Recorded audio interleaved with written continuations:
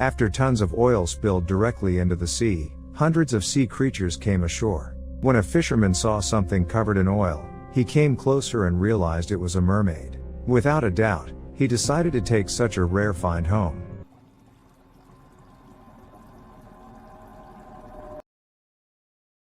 The fishing village of Palacios is struggling to survive an environmental disaster, an oil spill at sea. Local fishermen have been out of work for a year since the toxic substances had spread for hundreds of miles, killing sea inhabitants daily. To prevent an economic crisis and get their jobs back, fishermen are taking part in cleaning up the pollution in the sea. One of the coast's best sailors, nicknamed Sharko, becomes another oil spill victim. During the cleanup, he inhales a large amount of sprayed dispersant and falls overboard, receiving chemical burns on part of his body.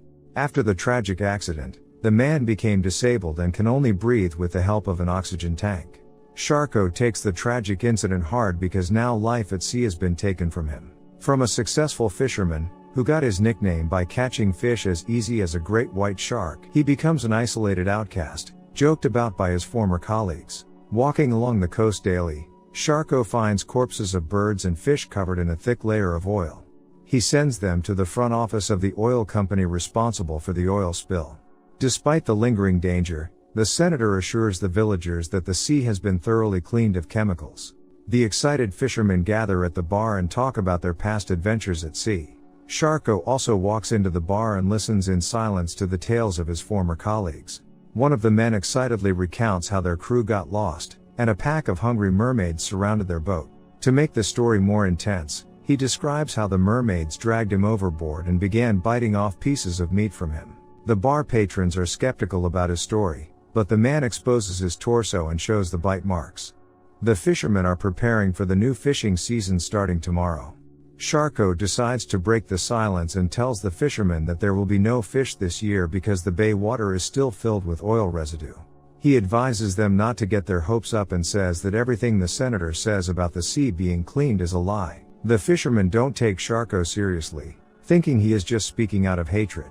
After the bar, Sharko sits in his car, lost in his sadness. His former shipmate, Breezy, knocks on his door and asks to borrow his boat. He had screwed Sharko over before, and since then, he has not trusted his ex-partner, so he refuses to do him a favor. The next day, the fishermen go out into the ocean while Sharko sits at home listening to their conversations on the radio transmitter. Despite the man's warning, they all happily anticipate a great catch. Feeling angry and helpless, Sharko freaks out and turns off the receiver. The man goes to the Gulf shore again, where he finds a dead fish thrown ashore. He takes the fish with him as proof and is about to leave when suddenly he notices a massive fin of something in the distance, sticking out from behind some rocks. Sharko decides to check what other dead critters were thrown on the shore and comes closer to the rocks. Looking at his find, the fisherman realizes that he found a real mermaid and retreats in horror. Having recovered from the shock, the man decides to check if the mermaid is alive and pokes her with a stick. Sharko, overwhelmed with happiness, gets no reaction and decides to take the creature he found home with him. At home, Sharko fills the bottom of the bathtub with ice and places the mermaid's lifeless body there. The voices of other fishermen are heard on the radio, who encounter only deformed fish in the ocean and slowly begin to realize that Sharko was right. But the man no longer cares about the recognition of his fellow fishermen because today, he caught the biggest catch of his life. He looks at his reflection in the mirror, removes his oxygen tank, and covers the mangled part of his face with his palm. He now feels confident and full of energy, just as he was before his accident. Still, in joyous euphoria, Sharko takes the radio under his armpit and starts to dance and sing along to a song about the fisherman's daughter. Suddenly his merriment is interrupted by a phone call. He receives a call from a lawyer offering to participate in a class action lawsuit against the oil company that caused him to suffer last year. Sharko does not listen to the lawyer and hangs up on him. After the call, he sinks back into his depressed state and spends the rest of the day drinking and watching television. Sharko is distracted from his dreary pastime by sounds coming from the bathroom. The man cautiously sneaks into the bathroom and notices that his find is alive and very aggressive. The fisherman closes the door to his room for the umpteenth time. Armed with his gun, he goes back into the bathroom, where the enraged mermaid immediately attacks him. The man falls and drops the gun. A scuffle ensues, during which the mermaid bites the fisherman's hand. He eventually wins, gets the mythical creature off of himself, and throws a fishing net over her. After putting the mermaid back in the bathtub, Sharko points his gun at her. The mermaid looks him straight in the eye, intoxicating his mind with her languid gaze. Obedient to her seduction, the fisherman puts his gun down. Sharko goes to the supermarket the next day to buy his guest food. When he returns home, he cleans the oil from the mermaid's gills to make it easier for her to breathe. Then he cuts the netting around her mouth and offers her to choose food from what he had bought home.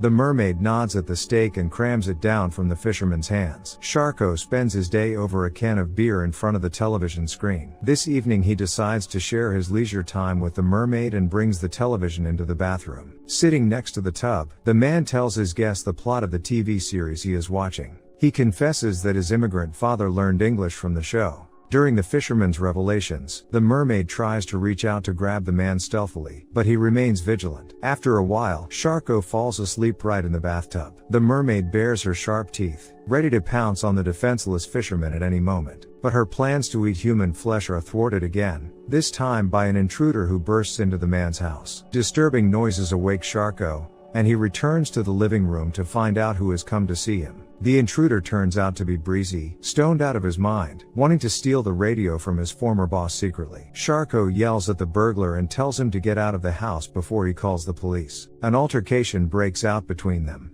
and because of Sharko's health, his opponent has a clear advantage in strength. The heated situation is saved by the mermaid, who bangs her tail against the side of the tub. Breezy makes his way into the bathtub, where he discovers the mythical girl. Out of amazement, he calms down and tells Sharko that he can sell the catch for a great deal of money. But Sharko is adamant and plans to release the mermaid back into the ocean after the water is clear of oil. The former shipmate tells Sharko that mermaids cannot be kept in a bathtub, so he builds a makeshift aquarium inside the house out of whatever he had lying around. Sharko suggests that his old partner give up drugs and stay at his house to help him with the mermaid. He doesn't listen to his old boss and continues to fool around, proud that he has seen a mermaid. Sensing something amiss, Sharko warns him that he must not tell anyone about his find, or the mermaid will be hunted down. He suggests they work together again as a team and keep their catch a secret. Breezy stays sour and reminds Sharko that he constantly told him off in the past. Sharko responds by saying he acted that way because he saw his true potential and wanted to see him reach it. After those words,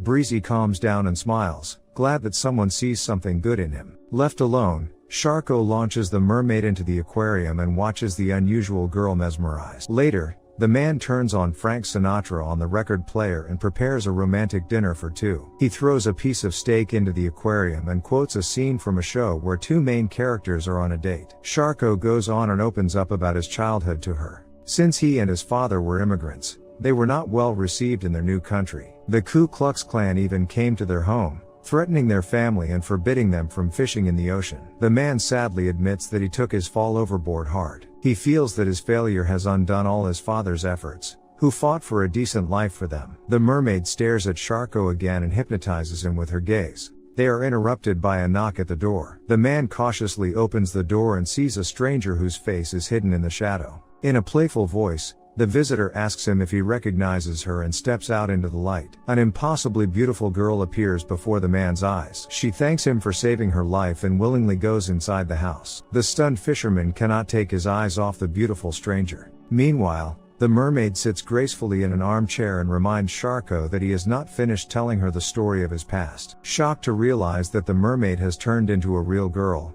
he checks the aquarium and sees that it is empty. The girl says she is a mermaid and thanks him for caring for her. She says that the oil companies and corrupt politicians don't care about them and don't understand how scary it is to see all that oil. She repeats all the thoughts that go through the man's mind daily, for he too has been a victim of indifference and negligence. The girl continues to seduce Sharko and tells him that he is the only good man among them all.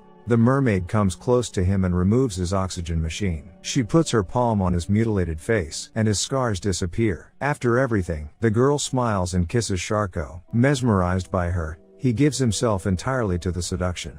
They spend the rest of the evening as if in a romantic movie. The mermaid plays a Sinatra record, and they begin to dance together. They make love, after which the girl listens with rapturous eyes to Sharko's stories from his childhood. In bed, The mermaid recounts the horror that living creatures experience because of the oil spill, and the man confesses that he wished every day he had died back then in the ocean until he met her. Embarrassed, the girl says she liked his favorite TV show, and they begin quoting scenes from it together. Their perfect night is interrupted by the headlights of a car arriving at his house. Sharko comes outside in his aged appearance and sees that several fishermen from the bar have gathered on his property. They tell the man he was right, the entire catch is oil-soaked for miles. The fisherman asks Sharko if he is really hiding a mermaid. Sharko realizes that Breezy has set him up again and blabbered to everyone about his find. The men want to take the mermaid away from Sharko, arguing that they need to feed their families. The fisherman advises his colleagues to find another job, as he will not give up his prey. After these words, the men are even more aggressive. Sharko pretends to agree with their demands and suggests they wait while he goes after the mermaid. Instead, he grabs a loaded gun and points it at the fisherman. They try to calm the man down, but he is not messing around and orders the intruders off his property. Breezy thinks he is bluffing but immediately has a bullet shot right under his feet in return. Enraged, Sharko shouts that he is the king of the ocean and no one will ever take his mermaid away from him. Frightened by his behavior, the fishermen decide to leave. He goes back home to the mermaid floating in the aquarium. He tells her that no one can separate them. Sharko leans his palm against the aquarium and offers to talk a walk to the ocean. Succumbing to the joyous euphoria, he removes his oxygen machine and sets his stepladder up against the aquarium. His mind conjures images of the clear ocean, seagulls roaming freely along the coast, and him and the mermaid running toward the water. In reality, he reaches out his hand to pull the mermaid out of the aquarium. Instead, the magical creature drags Sharko into the water. They swim toward each other, but the mermaid bites into the fisherman's neck instead of a long-awaited kiss. Finally, her hunt for a human has ended successfully.